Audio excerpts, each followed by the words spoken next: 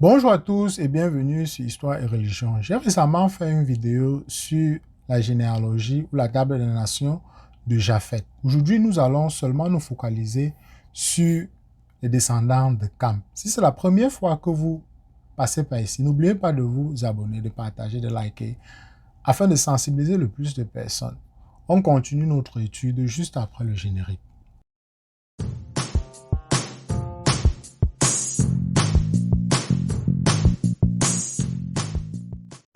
La famille de Cam est répertoriée jusqu'à la 4e génération. Il y a 4 fils de Cam et 3 d'entre eux sont Cush, Misraïm et Canaan. Ils ont leurs descendants répertoriés et certains jusqu'à une 4e génération eux aussi. Beaucoup de ces noms sont associés aux ennemis d'Israël, notamment suite à la conquête de la terre promise. Pour cette raison, les descendants de Cam sont répertoriés plus en détail que ceux de Japheth. Je vous mettrai une photo des descendants de Cam pour que je ne coche pas leur nom. Les descendants de Cam se sont installés principalement en Asie du Sud-Ouest et en Afrique. Flavius Josephus a écrit que les enfants de Cam possédaient des terres de Syrie et d'Amanus et des montagnes du Liban, s'emparant de toutes les côtes jusqu'à l'océan Atlantique. Cam était le troisième des fils de Noé. Cam était le plus jeune des fils de Noé. Voir Genèse chapitre 9, verset 24. Même s'il est normalement classé deuxième, il a été maudit par Noé pour avoir parlé à ses frères de la nudité de son frère. Genèse 9, verset 25 dit « Maudit soit Canaan, il sera le plus bas des esclaves de son frère. » La malédiction était en fait sur son fils Canaan, pas sur les descendants de Cam. Dans les psaumes, l'Égypte est appelée le pays de Cam. Il frappa tous les premiers-nés en Égypte, les premiers résultats de leur force dans les tentes de Cam. Voir Psaume 78, verset 51. Alors, Israël va en Égypte. Jacob vécut comme un étranger dans le pays de Cam. Voir Psaume 105, verset 23. Ils accomplirent parmi eux ses miracles et ses prodiges dans le pays de Cam. Psaume 105, verset 27. Ils oublièrent Dieu leur sauveur qui avait fait de grandes choses en Égypte, des prodiges dans le pays de Cam. Voir Psaume 106, verset 21 à 22. Il est possible que le nom de la divinité égyptienne Amon soit dérivé de Cam. On va commencer maintenant avec la génération des 4 fils de Cam. Le premier est Cush, qui est le premier des 4 fils de Cam. Le pays de Cush fut plus tard connu sous le nom de Nubie, dans la région du nord du Soudan moderne. Elle est souvent appelée Éthiopie par les écrivains classiques et dans les Bibles anglaises. C'était un royaume indépendant du XIe siècle avant Jésus-Christ qui a conquis l'Égypte au 8e siècle et l'a gouverné jusqu'à la conquête assyrienne en 670 avant Jésus-Christ. Flavius a écrit que le temps n'a pas du tout blessé le nom de Cush, car les Éthiopiens sur lesquels il régnait sont encore aujourd'hui par eux-mêmes et par tous les hommes en Asie appelés Cushites. Le deuxième descendant est Misraïm. Misraïm est traduit par Égypte. Le mot hébreu est pluriel Misraïm, se référant probablement à la fois à la haute et à la basse Égypte. Misraïm est le mot normal pour l'Égypte à la fois dans l'Ancien Testament et dans l'hébreu moderne. Il est possible que Ménès, qui fut le fondateur de la première dynastie égyptienne, soit identifié comme Misraïm. Flavius Josephus décrit que Mesraïte, dans la guerre d'Éthiopie, au cours de laquelle 7 des descendants de Misraïm ont été détruits.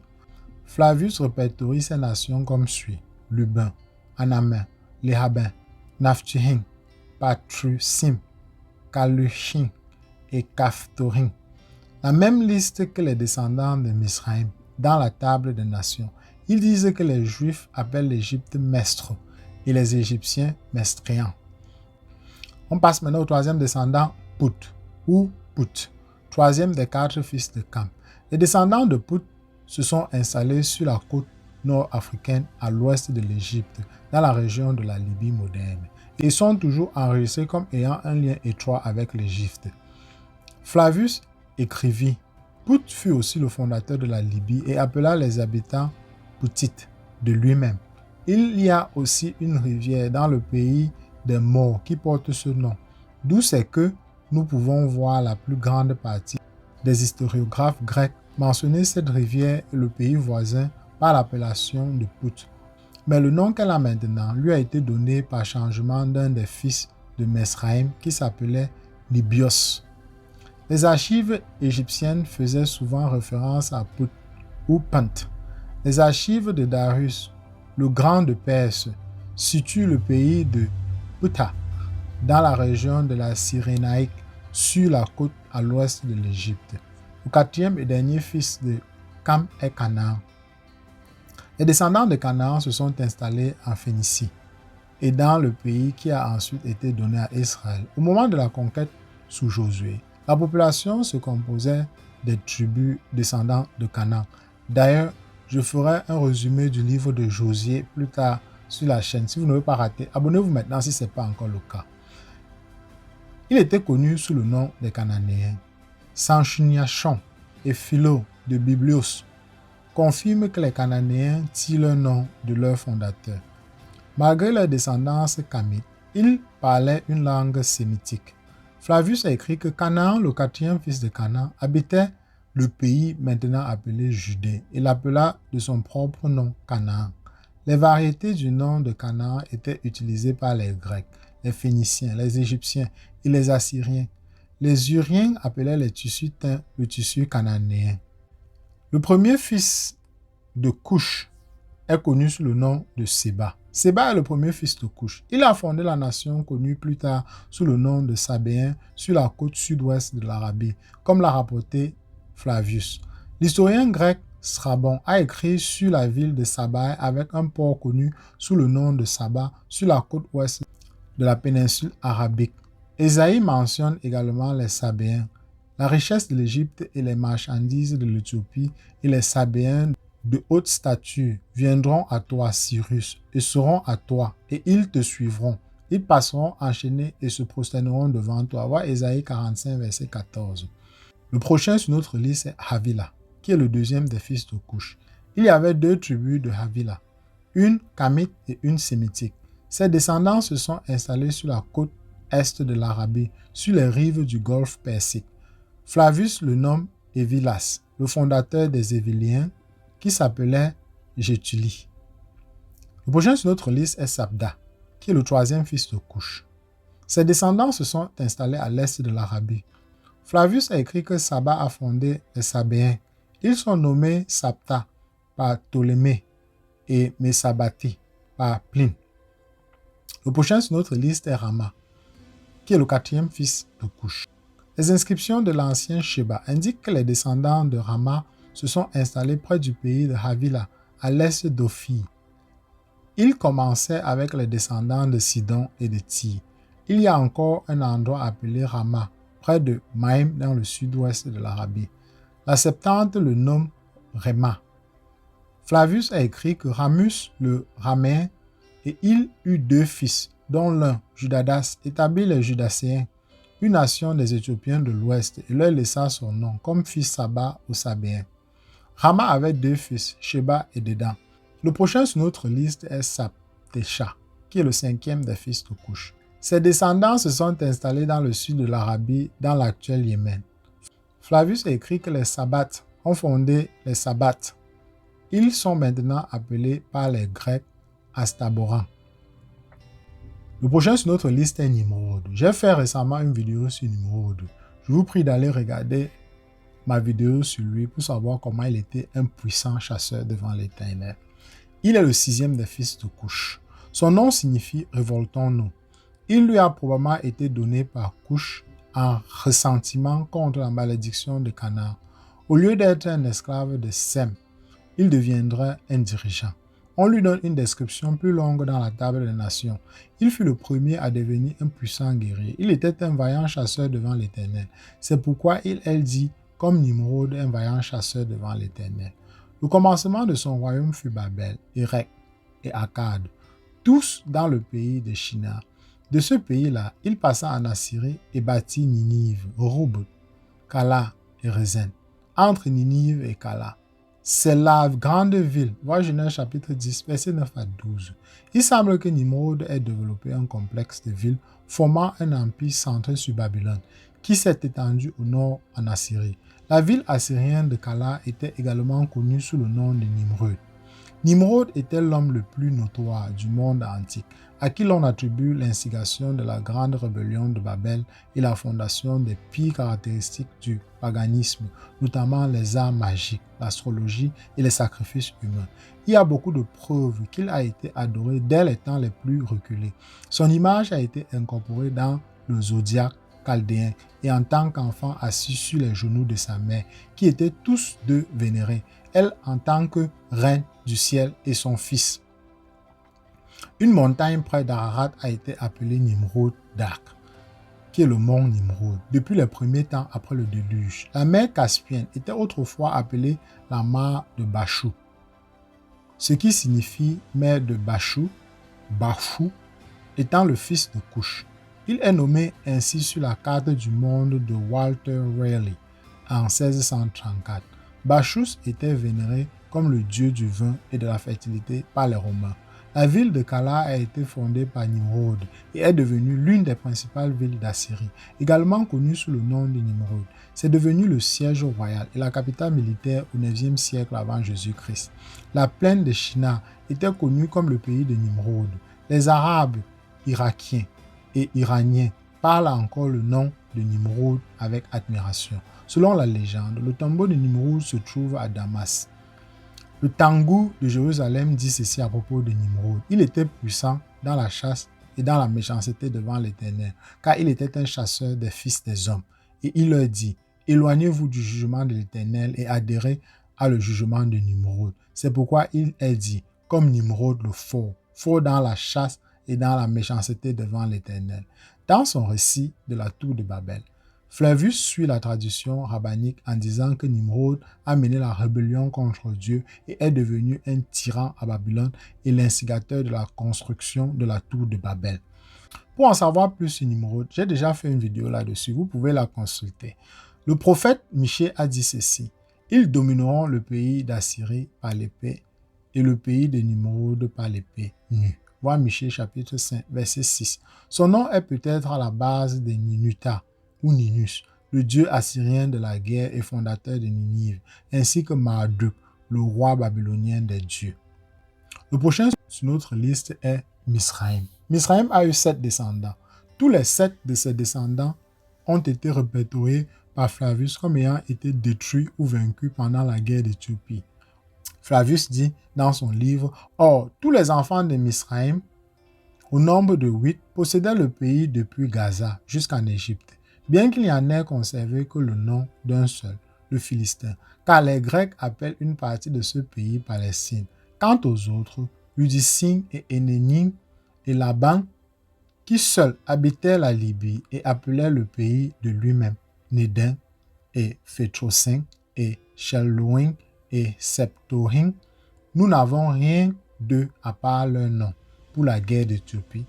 Le prochain sur notre liste est Ludin, qui est le premier des 7 fils de Misraïm. Les Ludins se sont installés sur la côte nord de l'Afrique et ont donné leur nom à la Libye. Plusieurs fois, le pays de Lubeux a fourni à l'Égypte des troupes mercenaires. Jérémie énumère 3 nations qui ont aidé les Égyptiens à la bataille de Karchemish. Que les guerriers sortent, l'Éthiopie ou Cush et Pout qui portent le bouclier, les Ludins qui tirent l'arc. Voir Jérémie chapitre 46 verset 9. Certains érudits ont identifié les Ludins avec les Lydiens d'Asie mineure, mais c'est moins probable. Le prochain sur notre liste est Anamin, qui est le deuxième des fils de Misraïm. Très peu d'enregistrements de ces personnes sont trouvés, probablement à cause de leur destruction pendant la guerre d'Éthiopie. Les archives assyriennes de Sargon II mentionnent le pays d'Anamé, adjacent au pays de Kaptara. Le prochain sur notre liste est Léramin, qui est le 3e fils de Misraïm. Ces personnes ont été détruites par la guerre d'Éthiopie. Il est donc difficile de localiser leur nation. La Libye est la plus probable. Le prochain sur notre liste est Naphtulin, qui est le 4e des fils de Misraïm. La même chose, ils se sont installés dans le delta du Nil et dans l'ouest de l'Égypte. Le prochain sur notre liste est Patrussim, qui est le 5e des 7 fils de Misraïm. Les Patrussim ont migré vers la Haute-Égypte, entre le Caire et Assouan. Le quartier de Patros porte leur nom. Lorsqu'il prédit le rétablissement du reste, Ésaïe énumère les personnes d'Égypte, comme Misraïm, de Patros et d'Éthiopie, ou Couche, se déplaçant du nord au sud. Voir Ésaïe chapitre 11, verset 11. Jérémie énumère Patros avec les régions d'Égypte. La parole qui vint à Jérémie pour tous les Judéens vivant dans le pays d'Égypte, à Migdol, à Tapanès, à Memphis et dans le pays de Patros. Voir Jérémie chapitre 44, verset 1. Il mentionne également Patros avec l'Égypte, tout le peuple qui habitait Patros dans le pays Égypte. Voir Jérémie chapitre 44, verset 15. Les archives égyptiennes font référence au PTRS ou Tor, ce qui signifie les régions du sud de l'Égypte. Le roi assyrien Esarhaddon enregistre sa conquête des Pathurici, de sorte qu'ils n'ont évidemment pas été complètement détruits pendant la guerre d'Éthiopie. Il se vantait d'être roi de Mesure, Pathurici et Couche. Le prochain sur notre liste est Casluhien, sixième des fils de Misraïm. Leur emplacement est inconnu, mais la table des nations les nomme comme l'ancêtre des Philistins, qui sont décrits probablement au nord de l'Égypte. Le prochain sur notre liste est Caphtorim, qui est le septième et dernier fils de Misraïm. De nombreuses personnes ont essayé d'identifier Captor avec la Crète, de sorte que les Philistins pourraient être identifiés comme les peuples de la mer du XIIIe siècle avant Jésus-Christ. Cependant, les preuves de cela sont discutables. Les Philistins étaient déjà en Canaan à l'époque d'Abraham au XIXe siècle avant Jésus-Christ. Voir Genèse chapitre 21, verset 32 ou Genèse chapitre 26, verset 1 à 18. La table des nations répertorie les Captorim comme descendants de Cam et Misraïm. Jérémie décrit les Philistins comme le reste de la côte de Captor, dans Jérémie 47, verset 4. Il semble que seuls les descendants de Japheth aient habité les îles méditerranéennes, comme Chypre et la Crète, et le nom des descendants de Cam. Les premiers Crétois étaient un peuple indo-européen en termes de race, de culture et de langue. Flavius a écrit au sujet des Septorins en disant « Nous n'avons rien d'eux à part leur nom, car la guerre d'Éthiopie que nous décrivons ci-après a été la cause du renversement de ces villes. Ce conflit se limitait à l'Égypte et à l'Éthiopie. Il n'impliquait pas les îles de la Méditerranée comme la Crète. Les archives égyptiennes font référence à KFTYW ou Capture pour décrire la région de Phénicie et non l'île de Crète. Maintenant, nous allons essayer d'identifier les descendants de Canaan. Vous pouvez voir Genèse chapitre 10, verset 15 à 19 ou 1 Chronique chapitre 1, verset 13 à 19. Plus d'informations sont données sur les descendants de Canaan, car beaucoup de ces personnes étaient les habitants du pays au moment de la conquête de la terre promise sous Josué. Ensuite, les familles et les Cananéens se répandirent, et le territoire des Cananéens s'étendait à Sidon, en direction de Guéra, jusqu'à Gaza, et en direction de Sodome, Gomorrhe, Atma et Zéboïm, jusqu'à Lacha. Pour plus d'informations sur les ennemis d'Israël au moment de la conquête de la terre promise, abonnez-vous, partagez et activez la cloche de notification si ce n'est pas encore le cas. Le prochain sur notre liste est Sidon, qui est le premier des 11 fils de Canaan. Ses descendants se sont installés sur la côte méditerranéenne de Canaan, où son nom est encore conservé dans la ville moderne de Sidon. Connu à l'origine sous le nom de Sidoniens, il fut plus tard connu sous le nom de Phénicien. Flavius a écrit que Sidonius était appelé par les Grecs Sidon. Le prochain sur notre liste est Heth, qui est le deuxième des 11 fils de Canaan. Heth était l'ancêtre de la nation hittite, qui est devenue un grand empire à l'époque de l'Ancien Testament. Ce fut les premiers à fondre la terre à grande échelle. La tablette Amana contient des lettres entre l'empereur hittite Subili-Liuma et Amenhotep IV d'Égypte. Ramsès II rapporte comment il a engagé les Hittites à la bataille de Kadesh, dans la première bataille enregistrée impliquant des chars de combat en masse. Le nom de Heth a été conservé dans la capitale hittite de Hattusha, aujourd'hui Bagazok, en Turquie. Les Hittites sont appelés les fils de Heth en hébreu. Il est traduit par Hittite. Voir Genèse chapitre 23, versets 3, 5, 10, 18, 20. Certaines personnes ont suggéré qu'à la suite de l'effondrement de l'Empire hittite, le reste des peuples hittites a migré vers l'extrême-orient. Dans les inscriptions cunéiformes, les Hittites sont souvent enregistrés comme Kitae, qui pouvaient éventuellement avoir été modifiés en Qatar. Le prochain sur notre liste est Jébusien, qui est le troisième fils de Canaan. Le reste des descendants de Canaan sont nommés par leur nom collectif, se terminant par It. Ainsi, les Jébusiens descendaient probablement d'un fils de Canaan appelé Jébus. Ses descendants se sont installés dans les régions montagneuses de Judée. Leur ville principale s'appela plus tard Jérusalem, voir Juges chapitre 19, verset 10, qui fut prise par David dans 2 Samuel chapitre 5, verset 6 à 10. Leurs fortifications fortes et naturelles leur ont permis de résister aux armées d'Israël. Le prochain sur notre liste est Amorite, le quatrième des 11 fils de Canaan. Ses descendants s'établirent au pays de Canaan, adoptant initialement un mode de vie nomade. Ils se sont rapidement organisés en une nation très puissante et agressive. Les Amoréens ont ensuite conquis la Babylone, et l'un des rois les plus célèbres de Babylone, Hammurabi, porte le nom Amurru. Les Acadiens ont décrit les Amurru comme un peuple du désert ignorant la vie civile, les céréales, les maisons et les villes ou les gouvernements. Le prochain sur notre liste est Girgashite, cinquième des 11 fils de Canaan.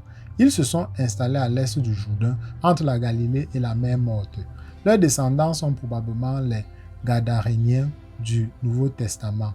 Flavius l'appelle Gergesus. Des noms similaires se trouvent dans les archives ugaritiques, hittiques et égyptiennes. Le prochain sur notre liste est Hivite, qui est le sixième des 11 fils de Canaan. Ce peuple s'est déplacé de Canaan vers les contreforts du Liban lors de la conquête israélite de la terre promise sous Josué. Plus tard, le roi Salomon a enrôlé le reste des Amoréens, des Périzites, des Hivites et des Jébusiens comme esclaves dans les projets de construction. Voir 1 Roi chapitre 9, versets 20 à 21. Flavius l'a nommé Eus. Le prochain sur notre liste est Archite, qui est le septième des 11 fils de Canaan. Les Archites étaient connus sous le culte d'Astarté. Leur ville est encore connue aujourd'hui sous le nom de Tel Aga, à 20 km au nord-est de Tripoli. Aga était connu de Thutmosis III d'Égypte sous le nom d'Akantou, qu'il a conquise lors de sa 16e ou 17e campagne. Aga a été prise par Tiglath-Pileser III en 738 avant notre ère. Les inscriptions assyriennes de Shalmaneser II et de Tiglath-Pileser III décrivent les Archites comme étant rebelles. Les Archites sont également mentionnés dans les archives égyptiennes et les tablettes de Tel Amarna. Le prochain sur notre liste est Sinite, qui est le huitième des 11 fils de Canaan. Le nom des Sinites peut être identifié avec la cité-État phénicienne du nord de Sianu. Leur nom se retrouve encore dans les villes modernes de Nachassim et Sin-Adra, qui sont près d'Aga. Siani et la ville voisine d'Ushnatu ont formé un État vassal contrôlé par les Ugarites, jusqu'à ce qu'ils passent sous le contrôle du roi hittite de Karchemish vers 1300 avant notre ère. Ils faisaient partie de la coalition de 12 nations, dont Israël, qui ont combattu les Assyriens à la bataille de Kagar. L'un des dieux assyriens importants s'appelait Sin, qui pouvait être identifié comme ce fils de Canaan. Le culte des ancêtres, en particulier du fondateur des peuples, était très courant dans le monde antique. Son nom peut également être lié à des lieux bibliques bien connus, notamment le Sinaï et le désert du Sin. Il a été suggéré qu'il existe également un lien avec la Chine. Le préfixe sino est encore utilisé aujourd'hui pour décrire la Chine. Ésaïe fait référence à une terre à l'est appelée Sien ou Sini. Voir Ésaïe 49, verset 12. Il est possible qu'une branche des Sinites ait migré vers l'est et soit devenue l'origine du peuple chinois. Le prochain sur notre liste est Arvadite, qui est le 9e des 11 fils de Canaan. Les Arvadites se sont installés sur la petite île d'Arvad, du nom de leur fondateur qui s'appelle aujourd'hui Ouad. L'île fait moins de 1,5 km autour et était fortement peuplée. Il se trouve au nord de la baie de Tripoli, à environ 3500 km au large. Les Arvadites ont construit un port artificiel et étaient réputés pour leur habile matelotage. Même les Assyriens les admiraient pour cela. Sennacherib, sur son prisme hexagonal, répertorie Abdilihi d'Arvad comme l'un des 3 rois phéniciens, rendant hommage en 701 avant notre ère dans les annales d'Ashurbanipal. Yakinlu, roi d'Avad, en se soumettant à la Syrie, envoya sa propre fille à Ninive avec un important tribut sous forme de dot. Ils sont également mentionnés sous la table de Tel Amarna, ainsi que dans les archives égyptiennes. Les Perses leur ont permis de former une fédération avec Tyr et Sidon. Ils ont joué un rôle important dans les conquêtes d'Alexandre le Grand, lorsqu'ils ont été prêtés une grande flotte à Alexandre pour son attaque sur Tyr. Ézéchiel a dit que les hommes d'Ava étaient employés par Tyr pour servir de marins et de soldats. Les habitants de Sidon et d'Ava étaient veaux rameurs. Des hommes habiles à Zémer étaient en toi. Ils étaient des pilotes. Voir Ézéchiel chapitre 27, verset 8. Et des hommes d'Ava et d'Elec étaient sur tes murs tout autour. Des hommes de Gama étaient à tes tours. Ils ont accroché leurs cartois tout autour de vos murs. Ils ont perfectionné ta beauté. Voir Ézéchiel chapitre 27, verset 11. Ava, traduit par Aradus en grec, est inclus avec une liste de villes. Le prochain sur notre liste est Zémarite, qui est le 10e des 11 fils de Canaan. Les Zémarites se sont installés sur la côte phénicienne à l'embouchure de la rivière Éleutéros. Leur nom est enregistré dans la ville moderne de Suma, sur la côte méditerranéenne, au nord de Tripoli, au nord de la Phénicie, juste au nord de la frontière entre la Syrie et le Liban. Dans les archives assyriennes et égyptiennes, leur ville était en centre stratégique et a une importante base égyptienne avant la bataille de Kadesh. Le prochain sur notre liste est Amatitite, 11e des 11 fils de Canaan. L'importante ville royale hittite de Hamath, qui signifie citadelle, sur l'Oronte, a été nommée d'après leur fondateur. Hamath, c'est là que Nabuchodonosor a vaincu les armées égyptiennes en 605 avant notre ère. Les Grecs et les Romains appelaient la ville Épiphania et aujourd'hui elle s'appelle à nouveau Hamath. Lors de la bataille de Kargar, en 853 avant Jésus-Christ, les hommes de Hamath ont vaincu avec succès les forces assyriennes dans leur tentative d'envahir l'ouest, en mobilisant une armée de 66 000 fantassins, 2 000 chevaux légers, 4 000 chars de combat et 1 000 chameaux. Flavius a écrit que Amathus habitait à Hamathine, qui est encore aujourd'hui appelée Hamath par les habitants, bien que les Macédoniens l'aient nommé Epiphanis, d'un de ses descendants. Le prochain sur notre liste, qui est la 4e génération de Cam, est Rama. Ce sont des peuples arabes qui se sont installés dans la partie sud de la péninsule arabique. Le premier est Sheba, qui est le premier des 2 fils de Rama. Les inscriptions minéennes du nord du Yémen du 9e siècle avant Jésus-Christ indiquent que Sheba était le voisin méridional du Yémen. Sheba était célèbre comme le pays des épices, l'un des 4 royaumes des épices, Minéa, Kataba et Adramo. Il y a de grandes ruines archéologiques avec des murs de 60 pieds, montrant que la terre était très fertile, étant irriguée par des systèmes ingénieux à partir d'un grand barrage sur la rivière Adarat en 542 avant notre ère. Le barrage s'est effondré après 1000 ans, ce qui est enregistré dans le Coran comme un jugement de Dieu. Le prochain sur notre liste est Dedan, 2e des 2 fils de Rama, 4e des 6 fils de Cush et 1er fils de Cam.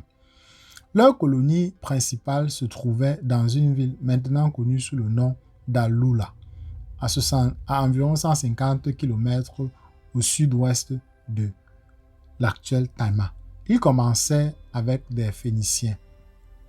Ésaïe fait référence aux caravanes de Dédanite dans son oracle concernant la plaine désertique. Voir Ésaïe chapitre 21, verset 13. Dans sa prédiction de la chute de Tyr, Ézéchiel mentionne le commerce avec des Dédanites, mentionnant également les commerçants de Sheba et Rama. Voir Ézéchiel chapitre 27, verset 20 et 22.